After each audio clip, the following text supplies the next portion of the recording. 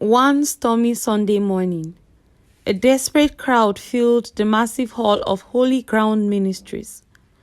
Whispers rolled through the rows as they raised their neck to catch the sight of Prophetess Abike, popularly known as Mama Gbogbo. She sees it all. Some said she can pierce through a person's soul, revealing secrets no one could ever know. Others swore that she had the power to speak directly with God.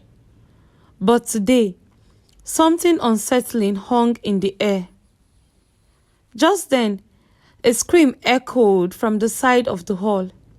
A lady named Agbeke, one of Mama Gbogbo's trusted aides, rushed to the front, wide-eyed and shaking. She did it again. Mama healed him. The congregation erupted in cheers. But Morenike, a quiet churchgoer who had attended for months, noticed something strange. She had seen this very crippled man walking around in the markets just days before. Doubts clawed at her heart. But who would believe her? Mama Gbogbo was powerful and untouchable. Her followers would fight you to protect her. Years ago, Abike had been a simple girl from a humble, God-fearing family. Her parents raised her to be honest, devoted, and to walk in the light. She would be the shining hope of their church, leading Sunday school, organizing prayer meetings, and singing in the choir.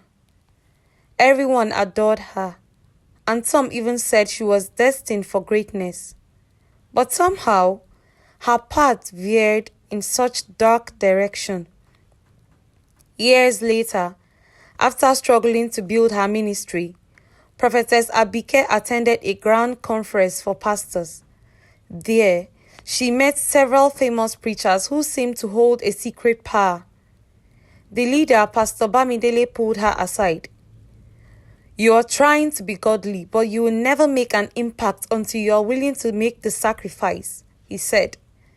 He talked to her about a special ceremony, one that would require significant offering from her. At first, Abike hesitated, but Pastor Bamidele promised her it would grant her the influence she desperately sought. Driven by her desire to succeed, she agreed. That night, she participated in a strange ritual, giving up her chance to ever have children as an offering. The pastors gathered around, chanting while Abike's heart pounded with a mixture of fear and anticipation. When it was over, she felt a dark power settled around her like a cloak. She couldn't explain it, but something had changed. After returning from the conference, Abike's fortune began to shift. People started flocking to her service, and soon the entire country heard of Mama Gbogbo. Her church began filling up with members from every corner of Nigeria and beyond. Her fame grew, and with it, her wealth. But this was only the beginning. Unknown to her followers, Prophetess Abike, the woman they worshipped as Mama Gbogbo, was far more than just a deceitful prophetess.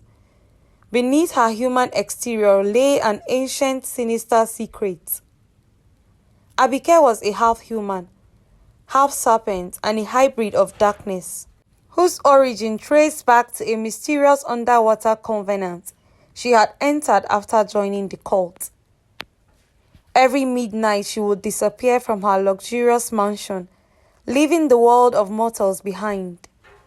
In the dead of night, she would shed her human form and transform into a creature with skills as dark as midnight. This transformation marked her journey to the underwater kingdom, where her true allegiance lay. Abike would slip silently into the river behind her mansion, vanishing beneath the waters as if swallowed by the very earth itself. There, in the depths, she would join her occultic brothers and sisters, other pastors and prophets who pledged themselves to the marine kingdom. There they shared twisted wisdom, dark strategies, and skills to keep their congregation bound in deception. For Abike, this was where she drew her power. The Marine Queen, a towering figure with serpentine features, bestowed upon her strength, vision, and the ability to see into the life of her followers. But there was a price for this power: her soul, her humanity, and perhaps most disturbingly, her womb. Abike's sacrifice to the Marine Kingdom had left her barren, a trade she had willingly made to gain authority and influence in the physical world. Back in her church, no one suspected a thing. To them, Abike was a holy prophetess, and they were oblivious to her midnight disappearances. Her congregation continued to grow as people flocked from afar and wide, desperate for miracles, healing, and deliverance. Those who sought for her favor were willing to pay any price, from cash offerings to livestock and even precious family heirlooms. Abike's ministry had become a relentless machine, swallowing people's wealth and hopes alike. Within months, she began implementing strange new practices. Each member was handed a mirror, which she called the mirror of life. This mirror, she would say with a commanding tone, is blessed by the Almighty Himself. Every morning, look into the mirror, speak into it, and you will see a part of your spirit that needs healing, she promised. Her congregation cherished those mirrors, believing they were on a path to spiritual growth. But in reality, the mirrors were too connected to the marine world. Through them, Mama Gbogbo could peer into her members' life, studying their weaknesses, secrets, and fears. One Sunday morning, Mama Gbogbo called a young woman named Ifeoluwa to the front. "Last night, you argued with your husband about his job, didn't you?" she said, with a slight smile crossing her lips. Ifeoluwa gasped. "How did you know?" The congregation erupted into a frenzy, marveling at Mama Gbogbo's ability to know every detail of their lives. In truth, she had used her mirror to summon Ifeoluwa's spirit in the night before, gathering all she needed to make the revelation sound divine. The church soon introduced holy water and miracle oil, bottled with simple labels but sold at exorbitant prices.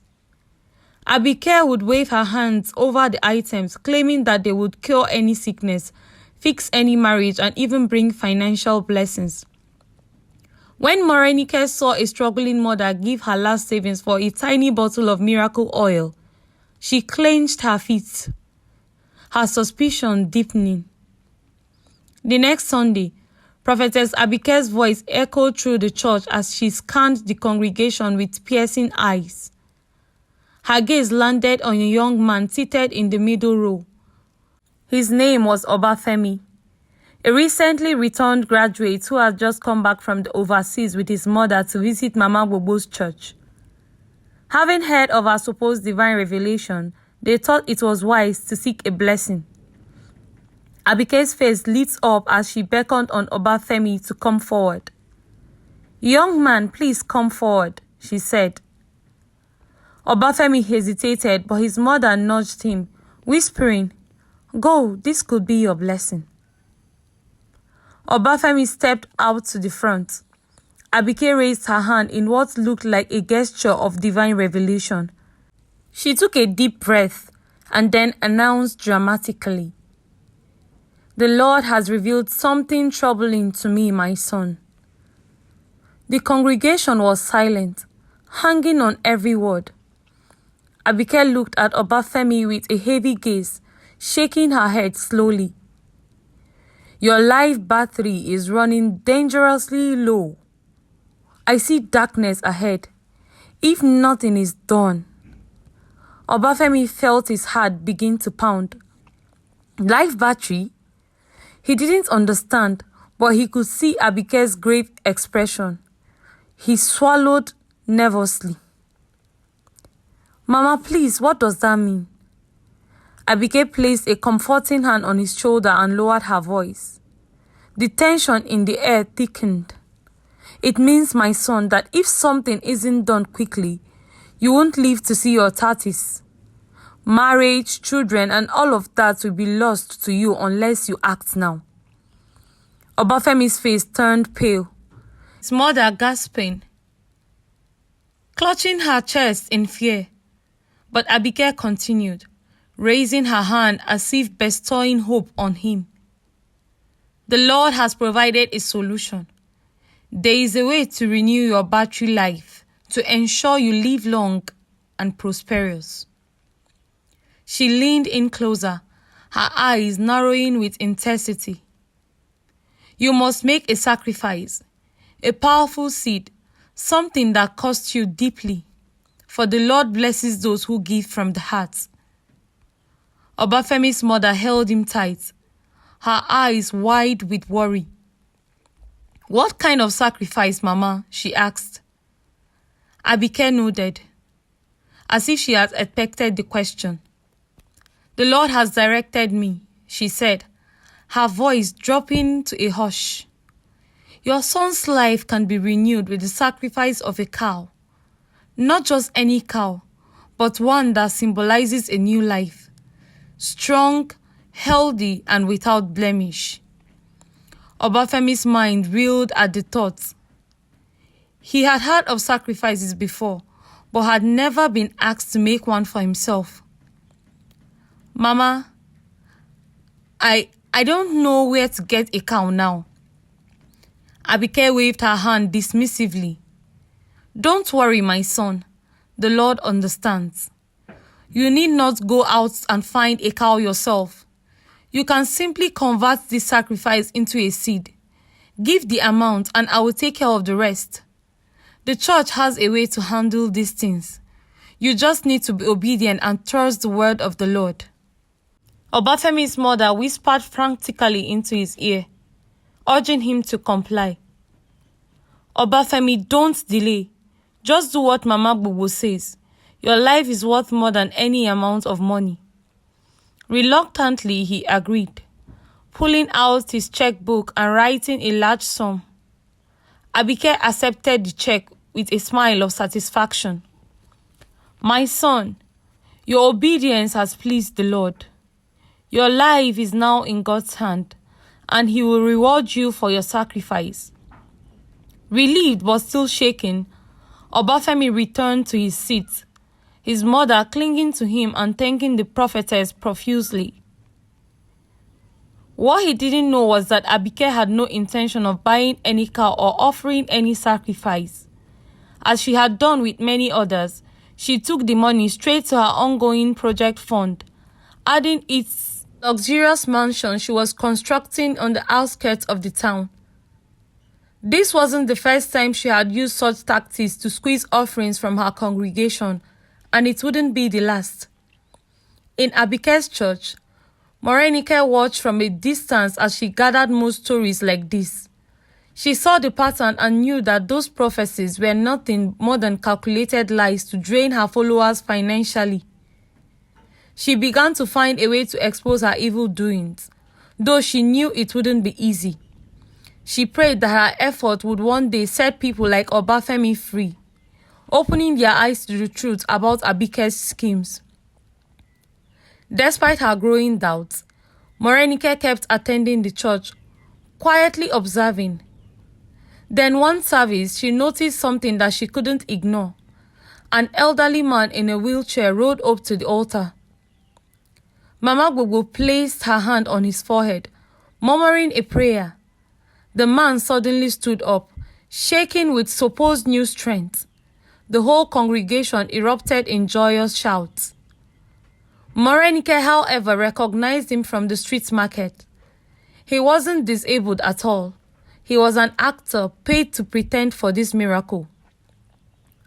Over time, Abike became one of the wealthiest women in the area, with a mansion filled with gold-plated furniture, expensive cars, and personal stuffs.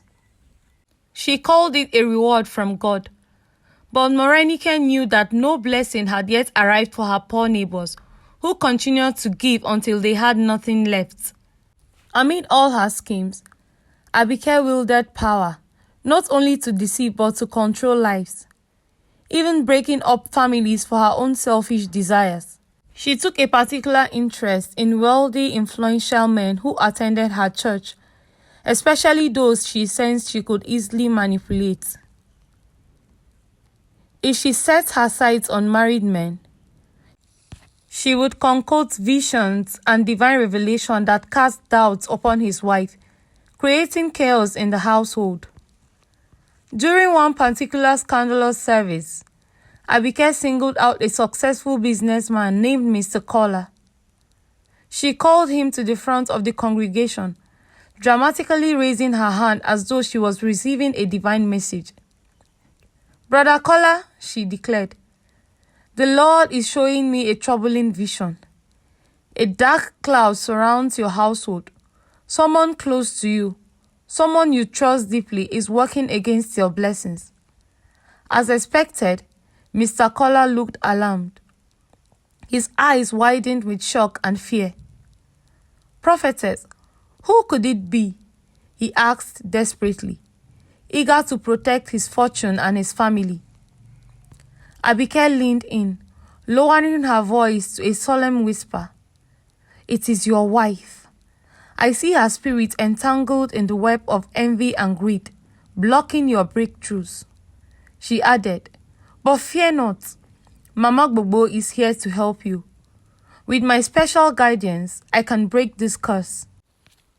Over time, Abike convinced Mr. Kola to make a hefty financial donation to her church, which she claimed would dissolve the spiritual block his wife had placed on him. As he wrote the check, Mr. Kola's mind was clouded by fear. His trust in Mama Gbogbo had grown, and now his marriage was crumbling as he sought to appease what he thought were divine forces. Meanwhile, Mama Gbogbo continued her endless manipulation, wrapping her congregation in a web of lies, doubt, and fear. All the while, she hid her true nature, her serpent blood, her ties to the marine kingdom, and her unwavering hunger for power. But just as the saying goes, the truth is like oil. It always rises to the surface. One day, the truth about Mama Gbogbo would be exposed for all to see. But until that day come, many souls will be lost in the web she has spun.